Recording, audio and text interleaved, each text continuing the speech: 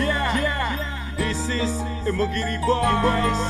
Sing orang lakoni, orang bakal ngerti. Wong liya ngerti apa?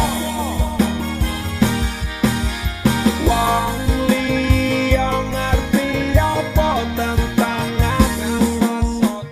Iki uripku sing ngelakoni aku. Susah nggo dhewe seneng jarang rasake.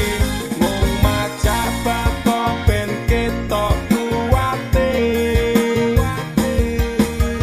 Wong liya ngerti apa tentang aku.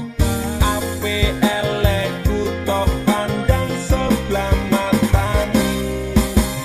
Beda karo kowe sing akeh warisane, sedangkan aku ki mung golek dhewe.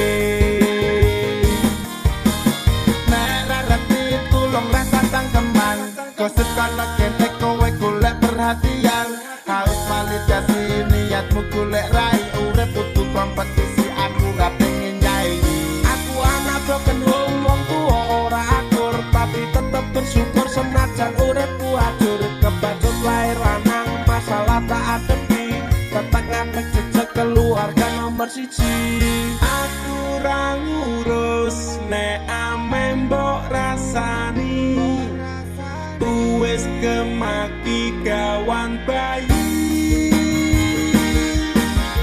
Wong liya ngerti apa tentang aku. Iki uripku sing ngelakoni aku. Susah nggo dhewe seneng jarang rasake.